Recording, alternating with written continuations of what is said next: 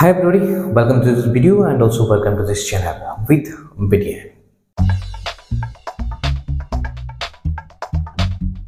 आज के আমাদের আলোচনার বিষয়বস্তু হচ্ছে মার্কস ডিস্ট্রিবিউশন নিয়ে ক্লাস 11 এর ইংলিশ এর সাবজেক্টের আজকে আমরা মার্কস ডিস্ট্রিবিউশন জানবো। তবে এর আগে একটা ভিডিও রয়েছে যার মধ্যে আমি রাইটিং এবং গ্রামার সেকশনের মার্কস ডিস্ট্রিবিউশন সম্বন্ধে আলোচনা করেছিলাম। এবারে এই ভিডিওতে বেসিক্যালি আমরা করবো কি লিটারেচার সেকশন যেটা রয়েছে অর্থাৎ তোমাদের সেকশন সি যেটা রয়েছে এটা নিয়ে আজকে আলোচনা করবো। কি কি কোয়েশ্চেন হতে পারে, অর্থাৎ কিভাবে মার্কসের ডিস্ট্রিবিউশন হতে পারে, কত মার্কসের কোয়েশ্চেন রয়েছে, রাইট? চলো আগে জেনে নিই তাহলে এই সেকশন সিতে বেসিক্যালি কত নাম্বার থাকে। এই সেকশন সিতে তোমাদের থাকবে 31 মার্কস টোটাল। এটা হচ্ছে বেসিক্যালি সম্পূর্ণ লিটারেচারের উপর ভিত্তি করে, অর্থাৎ এখানে যে তোমাদের দুটো বই রয়েছে, একটা হচ্ছে তোমাদের হর্নবিল আর একটা হচ্ছে স্ন্যাপশটস। এই হর্নবিল আর স্ন্যাপশটস এই দুটো বই থেকে যে কোয়েশ্চেনগুলো আসছে এদের টোটাল মার্কস হচ্ছে 31। এটা হচ্ছে লিটারেচার অর্থাৎ সেকশন সি, কোয়েশ্চেন একদম শেষ প্রান্তে এই সেকশন থাকে, রাইট? এবার এই 31 মার্কস কিভাবে ডিভাইড হচ্ছে, কিভাবে তোমরা প্রিপারেশন নেবে before the exam, it is necessary to know what will be the marks distribution so that you can take preparation very easily and precisely. এবার তাহলে তো জেনে নেওয়া যাক তাহলে কিভাবে হচ্ছে মার্কস ডিস্ট্রিবিউশন। এখানে বলে রাখি তোমাদের এই লিটারেচার সেকশনে যে যে কোয়েশ্চেনের জন্য প্রিপারেশন নিতে হবে এগুলো হচ্ছে মার্ক 1 কোয়েশ্চেন, মার্কস 3 কোয়েশ্চেন আর হচ্ছে মার্কস 6 এর কোয়েশ্চেন। আলটিমেটলি ঘটনা যেটা দাঁড়ানো এটা হচ্ছে তোমাদের এই 3 ধরনের কোয়েশ্চেনের প্রিপারেশন নিতে হয় কোয়েশ্চেন আনসার করার জন্য, মার্ক 1, মার্কস 3 and মার্কস 6। তাহলে এবার এগুলো জেনে নেওয়া দরকার যে মার্কস 1 এর জন্য টোটাল কত নম্বর বরাদ্দ থাকছে, মার্কস 3 এর জন্য কত নম্বর বরাদ্দ থাকছে এবং মার্কস 6 এর জন্য কত নম্বর বরাদ্দ থাকছে। এই হচ্ছে ডিভিশন, অর্থাৎ মার্ক 1 এর জন্য টোটাল পাবে তুমি 10 মার্কস, অবশ্যই এক্সট্রাক্ট কোয়েশ্চেন। তবে মার্কস 3 এর জন্য তুমি পাবে 9 মার্কস, 3টে কোয়েশ্চেন থাকছে। তাহলে মার্কস 6 এর জন্য থাকছে 12 মার্কস, দ্যাট ইজ 2টো কোয়েশ্চেন থাকবে। অর্থাৎ মার্ক 1 এ তোমাকে 10টা কোয়েশ্চেন অ্যাটেন্ড করতে হবে, 10 মার্কস। মার্কস 3 এর জন্য তোমাকে 3টে কোয়েশ্চেন অ্যাটেন্ড করতে হবে, 3 into 3 that is 9 marks. Marks 6 এর জন্য তোমাকে 2টো কোয়েশ্চেন অ্যাটেন্ড করতে হবে, 2 into 6 equal to 12 মার্কস। ওকে, আমি চলো একটু দেখে নিই প্রত্যেকটা কিভাবে আসছে। প্রথমে তাহলে মার্ক 1, এ হচ্ছে মার্ক 1 এর জন্য। দেখো দুটো বই রয়েছে, হর্নবিল আর একটা স্ন্যাপশটস।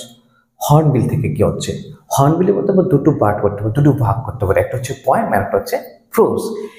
পোয়েম থেকে কি হচ্ছে দুটো এক্সট্রাক্ট থাকবে, দুটো এক্সট্রাক্ট থেকে তোমার একটা এক্সট্রাক্ট আনসার করতে হবে, অর থাকবে তাদের মধ্যে। ওকে, প্রত্যেকটা এক্সট্রাক্ট থেকে 3টে করে কোয়েশ্চেন হবে এক মানের, সো 1 into 3 equal to 3।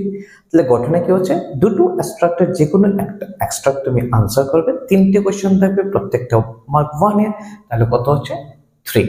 এগুলো হচ্ছে পোয়েমের উপর বেস করে। এবার এই হর্নবিল এই বোর্ডের তোমাদের প্রোজ রয়েছে, প্রোজের ক্ষেত্রে একই ঘটনা হচ্ছে, অর্থাৎ দুটো তাহলে এক্সট্রাক্ট থাকবে, out of 2 extracts you have to attend 1।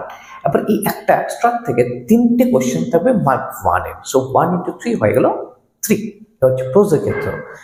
এবার আরেকটা যে বই রয়েছে অর্থাৎ তোমার স্ন্যাপশটস যেটা রয়েছে, এই স্ন্যাপশট থেকে সেম ভাবে দুটো এক্সট্রাক্ট থাকবে, দুটো এক্সট্রাক্টের মধ্যে থেকে একটা এক্সট্রাক্ট তোমাকে আনসার করতে হবে।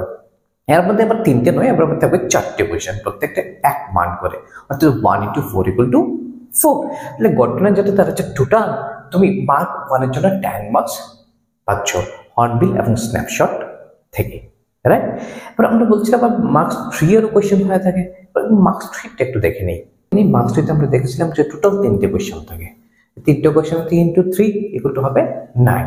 এবার দুটোর মধ্যে ভাগ হচ্ছে দুটো বইয়ের মধ্যে, অর্থাৎ হর্নবিল আর হচ্ছে স্ন্যাপশটের মধ্যে। হর্নবিল থেকে আসছে দুটো কোয়েশ্চেন 3 into 2 equal to 6, আর স্ন্যাপশট থেকে আসছে একটা কোয়েশ্চেন 1 into 3 equal to 3। এই হয়ে গেল টোটাল 9 মার্কস। এবার দেখে নিই মার্কস 6 এর জন্য। এবার মার্কস 6 এর ক্ষেত্রে দেখো মার্কস 6 এর ক্ষেত্রে শুধুমাত্র দুটো কোয়েশ্চেন, 6 into 2 equal to হয়ে যাচ্ছে 12। এই দুটো কোয়েশ্চেন দুটো বই থেকে আসছে, অর্থাৎ হর্নবিল থেকে একটা আর একটা হচ্ছে স্ন্যাপশটস থেকে।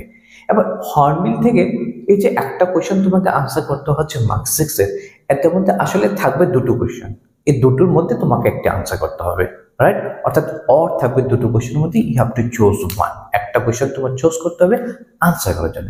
একইভাবে একই ঘটনা ঘটছে in case of snapshots two, অর্থাৎ স্ন্যাপশটস এর ক্ষেত্রে একই ঘটনা ঘটবে।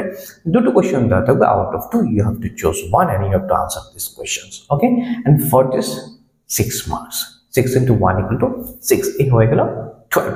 তার টোটাল যেটা দাঁড়ালো মার্কস 1 এর জন্য 10, আর মার্কস 3 এর জন্য হচ্ছে 9, আর মার্কস 6 এর জন্য হচ্ছে 12, টোটাল হলো 31। এই হচ্ছে total marks distribution in case of the literature section.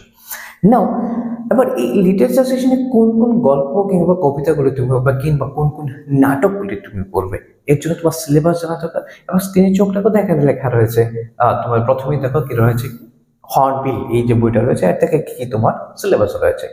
একই সাথে এবার দেখো স্ন্যাপশটস থেকে কি কি তোমার রয়েছে সিলেবাসে। So if you go through with this and you take preparation for mark 1, mark 3 and mark 6 questions, then you can attempt the questions answer part very precisely and easily.